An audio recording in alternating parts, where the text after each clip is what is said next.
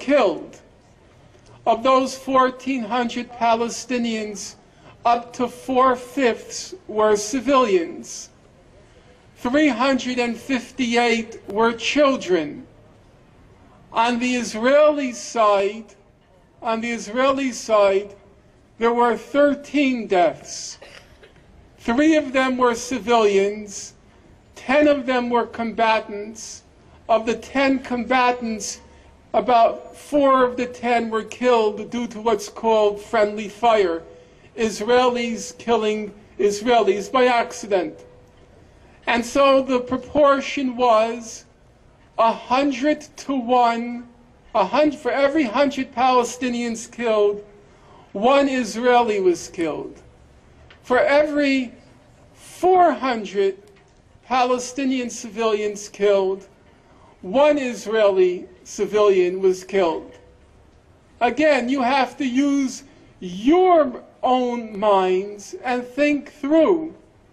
If there's a problem of terrorism, who are its primary exponents? Who are its primary perpetrators? When the Israeli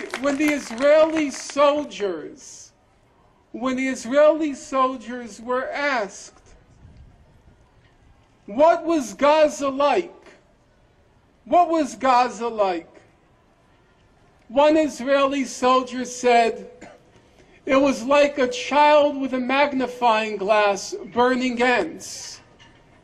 It was like a child with a magnifying glass burning ants.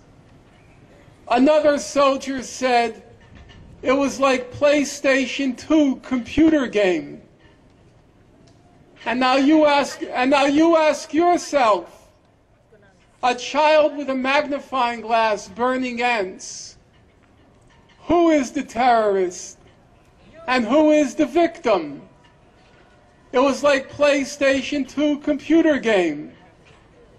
Who was the terrorist? Who was the victim? Israel dropped white phosphorus in Gaza. White phosphorus reaches a temperature of 1,500 degrees Fahrenheit.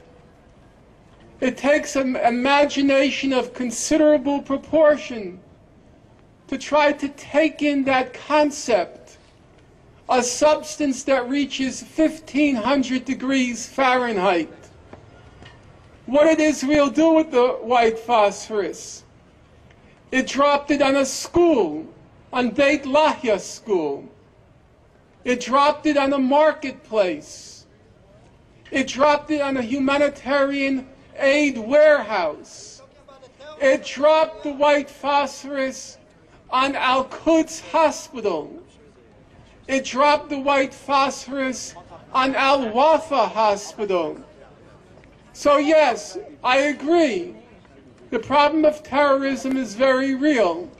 And if you're interested, I'll speak about it at much greater length this evening. Now, I have my notes saying I have 3 minutes left, which I think is now down to 1.5 minutes. So I'll take one last question. This fellow is first. Go ahead. I am pro. Hi, Norm. I'm a student at UC Irvine. I would like to say, sir, with all due respect, I consider it disrespectful when you speak to me in the first-hand Norman. I am not your friend, and I am not your buddy. No, there has to be a little bit of respect. I'm not your buddy. I'm not. You called me a cow, and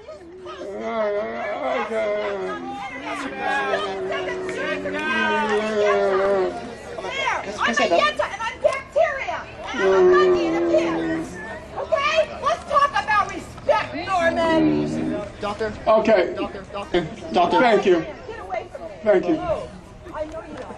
He's making trouble. Doctor, a lot of your lecture today was about the United Nations and the Human Rights Council and how it's legitimate and how everything it does, is internationally accepted.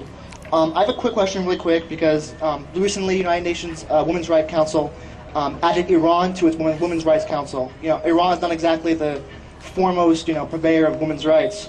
Just recently in 2004, they sentenced Zila Azadi to death for being raped by her brother. She was 13 years old. Her brother was 15. He got some lashes. She's condemned to death. They're now on the Women's Rights Council. Can you comment on that, please, and how that affects all the decisions they make? If I were asked to give a lecture on, if I were being invited here to speak on Iran, I would certainly have many harsh things to say about the regime in Iran, though we should be as accurate as we can. For example, in Iran, 60% of the university students are women.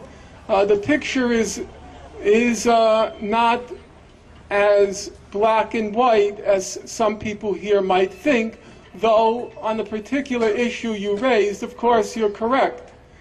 I would just want to say, I wasn't talking about the record in general. I mentioned the Human Rights Council in the context of Richard Goldstone. Now, Richard Goldstone wrote the mandate under which he undertook his mission. The president of the Human Rights Council said to Mr. Goldstone, "You tell us what you want the terms of your investigation to be." And he wrote them, and the Human Rights Council said, "Okay, we accept." And so your quarrel seems to be not with the Human Rights Council, your quarrel seems to be with Richard Goldstone. And I would like to know, on what grounds can one make a legitimate claim that Mr. Goldstone is either prejudiced against Jews or prejudiced against Israel? I can't see a reasonable claim for that, in which case it seems to me that the conclusions he reached must be reasonably credible. And on that note, I'll thank all of you, and I want to be clear for the record. I thought people behaved with maximum respect. There was an opportunity for a reasonable and a serious discussion here, and so I thank everyone for having come out, and I look forward to seeing at least some of you in the late afternoon as well. Thank you.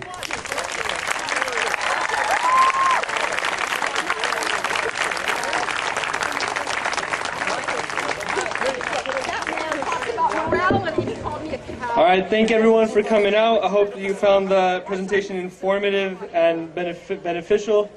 We have some of Dr. Finkelstein's newest book at the accessory table near the mock wall. And if you're interested in getting more involved with these events, then please let us know. Today there's going to be one more event with Dr. Finkelstein at 5 o'clock in the Crystal Cove Auditorium in the Student Center. I hope to see you all there. Thank you very much and have a nice day. Huh? If you have tape. Yeah, I think